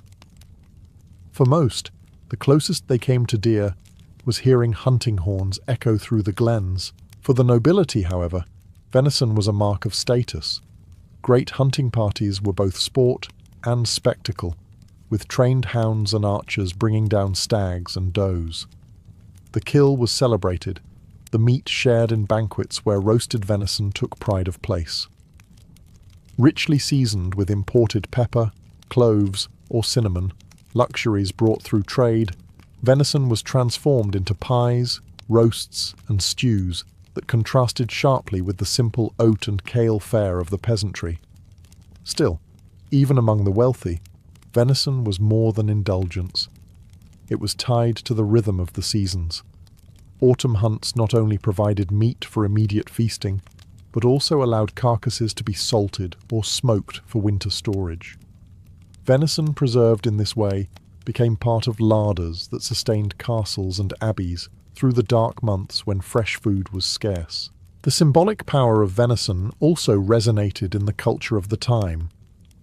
Deer were seen as noble animals, swift and elusive, their pursuit echoing ideals of bravery and skill.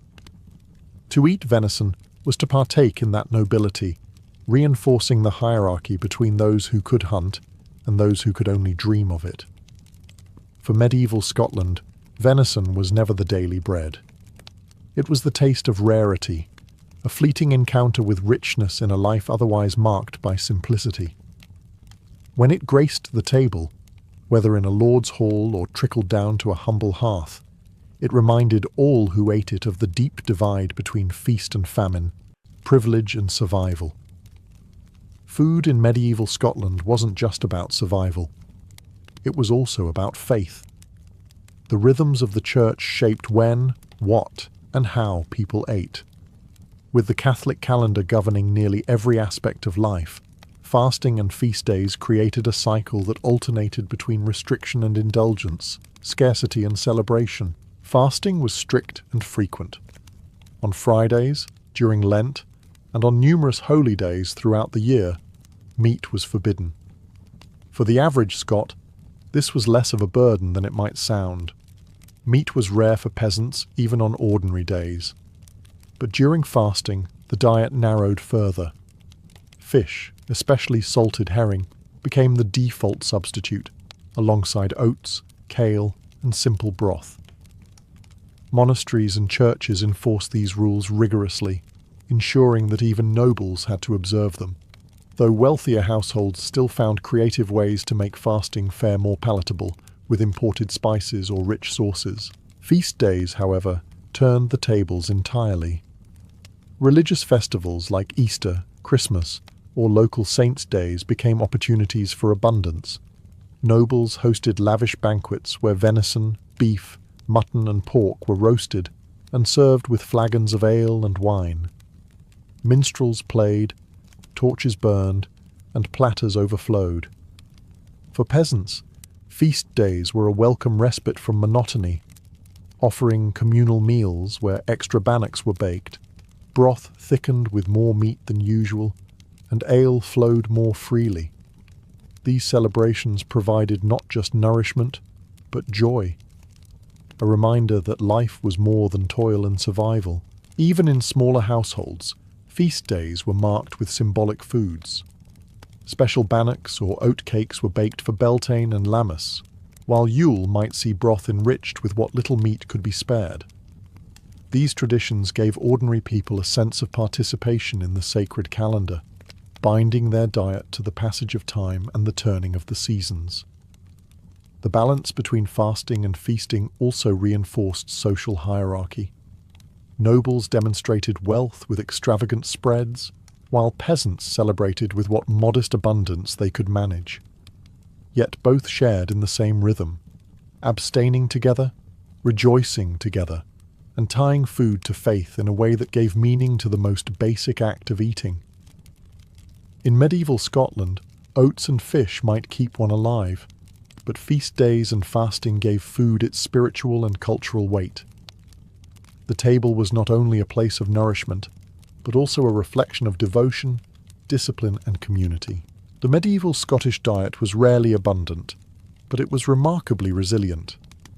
Built on oats, kale, broths, and salted fish, it reflected a people shaped by their land, a rugged country where the soil was poor, the weather harsh, and survival demanded practicality over extravagance.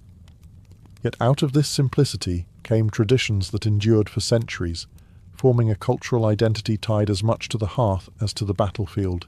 What made the Scottish table unique was its reliance on foods that outsiders often mocked. English travellers sneered at Scots for eating nothing but oats, while continental observers found their fare plain compared to French banquets or Italian feasts. But such criticism missed the point. Oats, kale, and herring weren't marks of poverty. They were emblems of resourcefulness. They allowed ordinary people to withstand winters that might have broken less hardy communities. They made Scotland self-sufficient, rooted in what the land and sea could reliably provide. This diet also carried a democratic spirit. While nobles enjoyed venison, spiced roasts, and imported luxuries on feast days, they too relied on oats and broth in their daily lives. Soldiers marching into battle, monks in their cloisters, crofters tending sheep, and children in smoky cottages all shared the same staple foods. Few things bound medieval Scotland together as powerfully as the taste of porridge in the morning or a bowl of kale broth at night. Even the rituals around food carried forward. Bannocks, once cooked on hot stones by the fire, continued to appear at seasonal festivals long after the Middle Ages. The Kailyard, that small patch of greens by every cottage, became a symbol of homely tradition, and the rhythms of fasting and feasting, dictated by the church, left echoes in later folk customs and celebrations. Perhaps the greatest legacy of this simple diet was endurance. Scots did not eat to impress, they ate to live, and in doing so created a cuisine that was plain but sustaining, modest but deeply tied to their identity. Even today, porridge, oatcakes, and hearty broths are remembered not only as foods, but as cultural touchstones, reminders of ancestors who survived with little more than patience, ingenuity, and the humble oat. The medieval Scottish table may not have glittered with extravagance, but it stood as a testament to resilience, a quiet strength nourished by bannocks, broth, and the green strength of kale. By the summer of 1099, the warriors of the First Crusade were ghosts of the great host that had left Europe 3 years earlier. They had set out under the banner of Christ, called by Pope Urban II to reclaim the Holy Land. Some had been driven by faith, others by hunger for land, wealth, or absolution of sins. But whatever their reasons, the march across continents had burned away illusions. Those who remained were scarred by hardship, whittled down from nearly 60,000 crusaders to perhaps 12,000 fighters. Their journey had been a crucible. Crossing Anatolia, they endured blistering heat, ambushes from Seljuk horsemen, and crippling shortages of food and water. At Antioch in 1098, they had faced one of the most harrowing sieges of the Middle Ages, starving in filth and gnawing on leather scraps while corpses piled high. Many deserted. Others perished from hunger or plague. Yet when the city finally fell, it only steeled the survivors. They believed themselves chosen instruments of God, preserved against all odds for the final act. By the time they reached Palestine, the Crusaders were half army, half pilgrimage. Barefoot clerics marched alongside armoured knights, chanting hymns as they crossed parched valleys. Peasants carried relics of saints to inspire courage. Horses were few, their strength spent, while men staggered beneath rusting mail. Yet they pressed onward, driven not only by religious fervour, but by the promise that every hardship would be redeemed upon reaching Jerusalem. To the men of Europe, Jerusalem was not just a city. It was the heart of Christendom, the site of the crucifixion and resurrection, the place where heaven touched earth. Preachers had told them that to glimpse its walls would be to step closer to salvation itself. And so, when at last the Holy City appeared on the horizon in June 1099, the army collapsed to their knees, weeping, praying, and singing the Te Deum. They had come to the end of the world and the beginning of their greatest trial. But Jerusalem was not theirs to claim so easily. Behind its mighty walls stood defenders of the Fatimid Caliphate, ready to resist. The Crusaders, weary yet burning with zeal, prepared for the final siege that would decide the fate of the city and echo through centuries of history. When the Crusaders first laid eyes on Jerusalem in June 1099, awe quickly gave way to dread. The Holy City was not some vulnerable outpost, but a fortress of faith and stone. Its thick walls rose high above rocky ground, punctuated by towers and defended gates. From the Mount of Olives, the Crusaders could see the golden dome of the rock gleaming in the sun, a sight that filled them with both longing and grim resolve. Inside, perhaps 30,000 people braced for what was to come. Jerusalem was under the control of the Fatimid Caliphate, who had wrested it from the Seljuk Turks only the year before. Its governor, Iftikhar al-Dawla, was experienced and ruthless, and he wasted no time preparing the defence. Stores of grain and water were secured, cisterns filled, and the gates barred. Jews, Muslims, and Eastern Christians alike took shelter, aware that the storm outside their walls was no ordinary army, but a host of warriors convinced that God himself demanded their victory. The Crusaders, however, were not in ideal condition to launch a siege. They had marched across deserts, their supplies were low, and their horses nearly gone. Many of the knights dismounted, fighting as infantry alongside peasants, pilgrims, and priests. Food was scarce. Water had to be carried from distant springs, forcing men to march miles under scorching heat just for a sip. Hunger gnawed at them, and the stench of death from earlier battles clung to their ragged camp. Yet their desperation only sharpened their determination. Lacking proper siege engines, the Crusaders at first tried to assault the walls with ladders, stones, and whatever tools they could scavenge. Arrows rained down from above, scorching oil was poured onto their heads, and defenders jeered as wave after wave broke against the ramparts. The Crusaders realized quickly that brute force alone would not breach Jerusalem. They needed towers, rams, and discipline, and for that, they needed time. Still, spirits were sustained by faith. Clergy led processions around the city walls, barefoot, chanting psalms, carrying relics, and calling on heaven to bless their struggle. To the defenders, it looked like madness. To the besiegers, it was proof that victory was already written. The siege of Jerusalem had begun, a contest of endurance, belief, and blood. For the Crusaders, there would be no turning back. The city before them was the prize of a lifetime, and they would either capture it or die at its gates. The early days of the siege made one thing brutally clear. Jerusalem's walls could not be taken by ladders and blind courage alone. The Crusaders needed siege engines, massive towers, rams, and catapults, but they had arrived at the Holy City nearly empty-handed. Their army was exhausted, their supplies dwindling, and wood, the lifeblood of siegecraft, was scarce in the rocky hills surrounding Jerusalem. Desperation set in quickly. Food rations shrank to almost nothing. Bread became a memory. Men survived on roots, herbs, and whatever scraps they could find. Water was worse. Springs lay far from the camp, and the defenders poisoned some of them or ambushed supply runs. Men fainted from thirst under the relentless sun, while animals dropped dead in the dust. Horses, once the pride of knightly cavalry, were slaughtered for meat, their bones left to bleach outside the camp. Disease crept among the hungry ranks, and yet morale somehow held.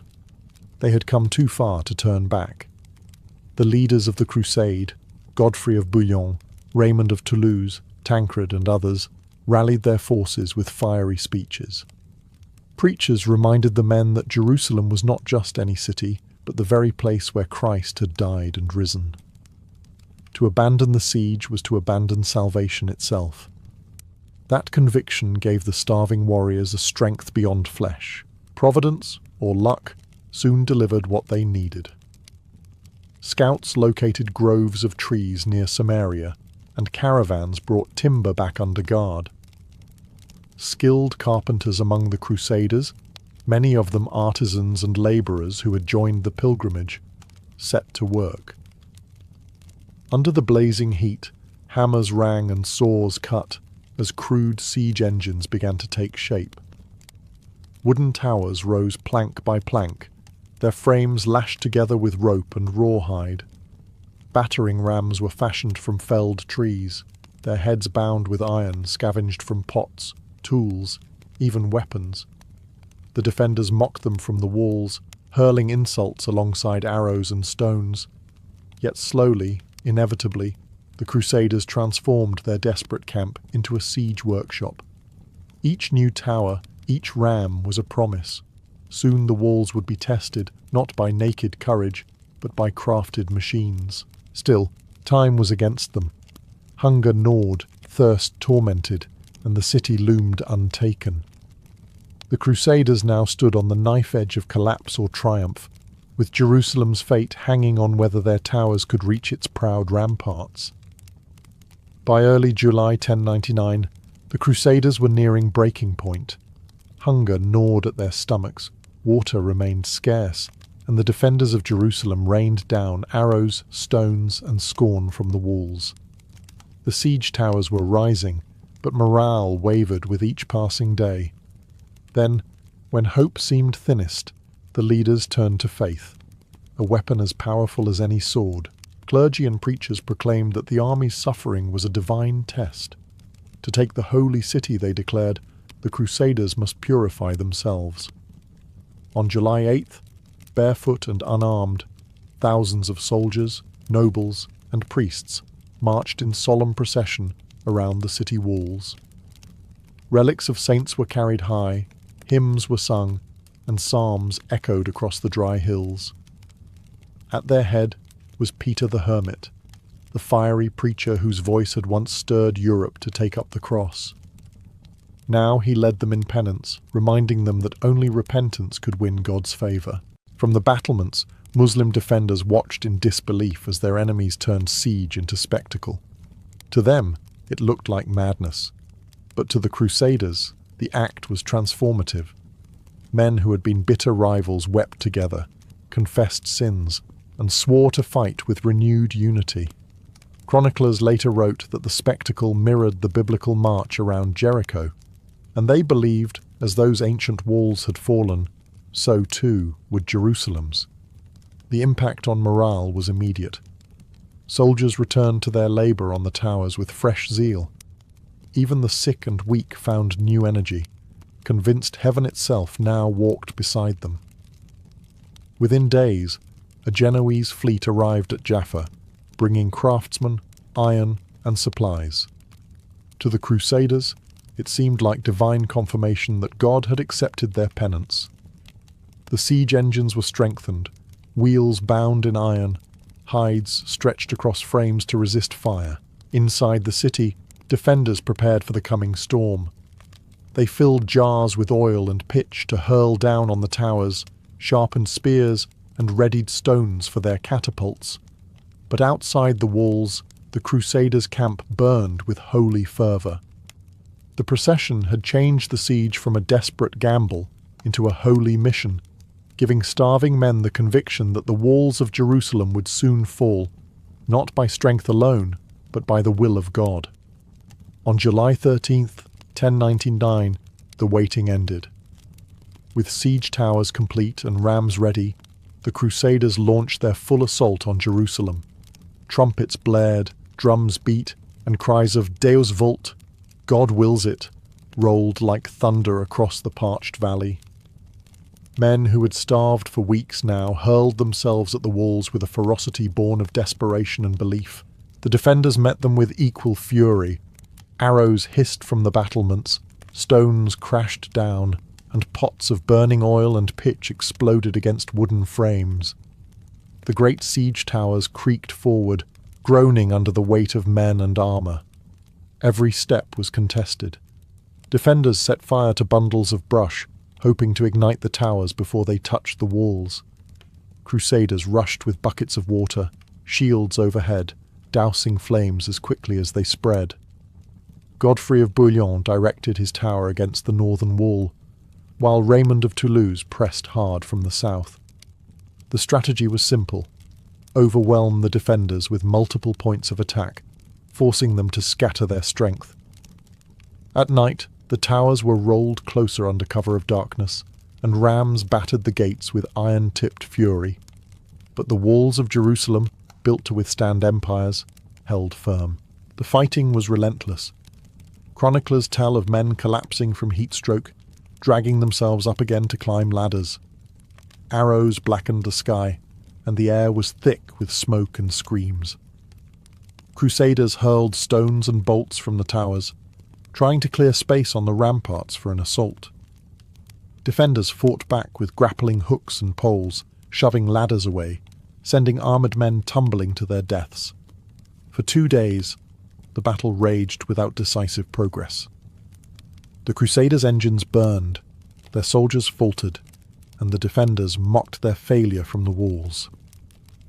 But on July 15th, the tide turned. Godfrey's engineers mounted wheels on their tower, shifting its position in the night to a weaker section of wall near the northeast. When dawn came, the defenders found themselves facing the tower in a place where their fortifications were thin and vulnerable. The Crusaders pressed with renewed determination. The assault had become more than war. It was apocalypse, salvation, and vengeance bound together.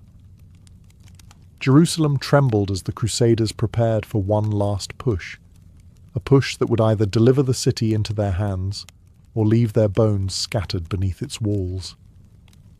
On the morning of July 15, 1099, the final assault reached its climax. Godfrey of Bouillon's great siege tower rolled forward, its wheels screeching across scorched earth.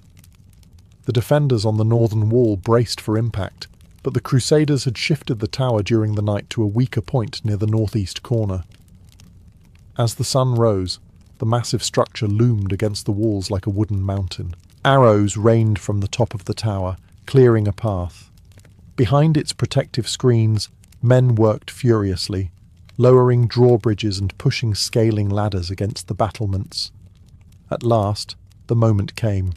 Crusaders surged across the tower's gangway, clashing with defenders in brutal hand-to-hand combat. Shields locked, swords swung, and bodies tumbled from the ramparts. Godfrey himself is said to have been among the first to set foot on the walls, leading by example. Chroniclers described him loosing arrows from his bow and driving his men onward. With every minute, the defenders lost ground. Then, in a pivotal strike, one crusader cut down the standard of the Fatimids, raising the cross in its place. The sight electrified the besiegers below, who roared with renewed fervour. Meanwhile, on the southern front, Raymond of Toulouse's forces battered the walls near Mount Zion.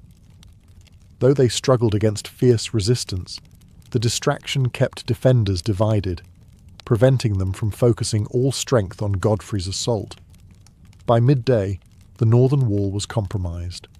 Crusaders poured into the city like a flood, scaling ladders, forcing gates, and smashing through doors. Inside, chaos erupted. Defenders retreated through narrow streets, pursued by the relentless invaders. Panic spread among Jerusalem's inhabitants, Muslims, Jews, and Eastern Christians alike, as the Crusaders broke through.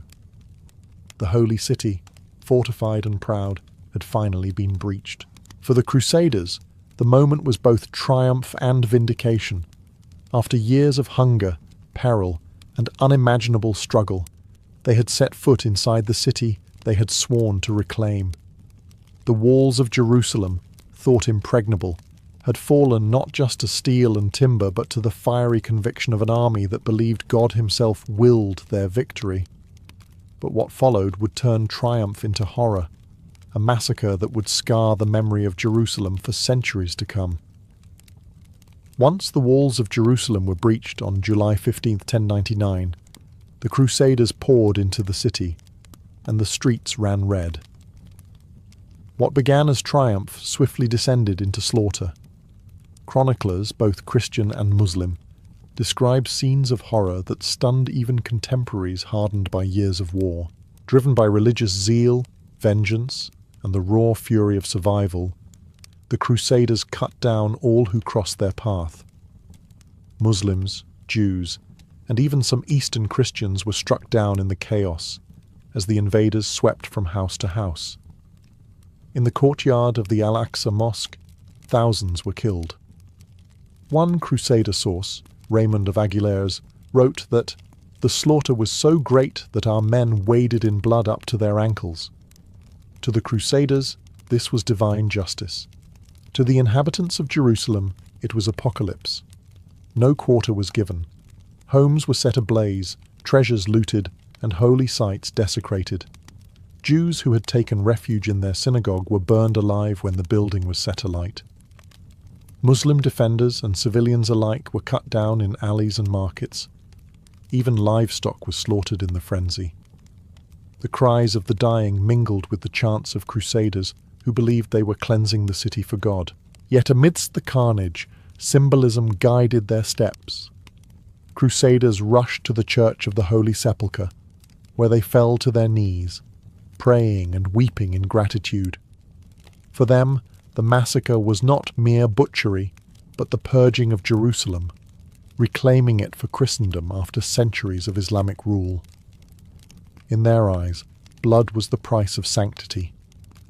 For the wider Muslim world, the massacre became a wound that never healed. News of the slaughter spread quickly across the Middle East, shocking rulers and commoners alike. Jerusalem, revered as the third holiest city in Islam, had not just been captured, but defiled. The brutality seared itself into memory, fueling a cycle of vengeance that would dominate the centuries to come. In victory, the Crusaders believed they had fulfilled God's will, but their triumph was stained in rivers of blood, and the massacre of 1099 would echo as one of the darkest chapters in the long struggle for the Holy City. In the days after Jerusalem fell, the chaos slowly gave way to order, at least from the perspective of the conquerors. The slaughter had left the city eerily silent, its streets littered with corpses and its wells and cisterns choked with blood. But to the Crusaders, this was a holy cleansing. They believed they had delivered Jerusalem back into the hands of Christendom, and now the question loomed: how should it be ruled?